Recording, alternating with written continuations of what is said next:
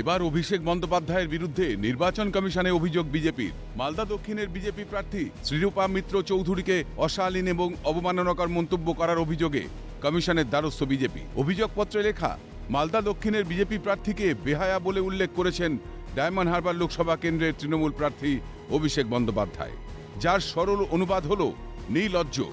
অভিযোগপত্রে এও বলা হয়েছে, যে রাজ্যে মুখ্যমন্ত্রীর আসনে একজন মহিলা বসে রয়েছেন, সেখানে একজন মহিলা প্রার্থীর সম্বন্ধে কিভাবে এমন কুরুচিকর মন্তব্য করা সম্ভব?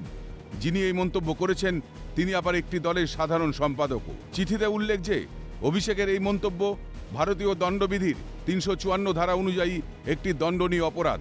প্রসঙ্গত, বুধবারই অভিষেকের এই মন্তব্য নারীদের প্রতি অসম্মানজনক বলে তাদের এক্স হ্যান্ডেলে পোস্ট করে জানায় জাতীয় মহিলা কমিশন। পাশাপাশি এই ঘটনার সম্পূর্ণ রিপোর্ট রাজ্য পুলিশের ডিজির কাছে চেয়ে পাঠায় মহিলা কমিশন।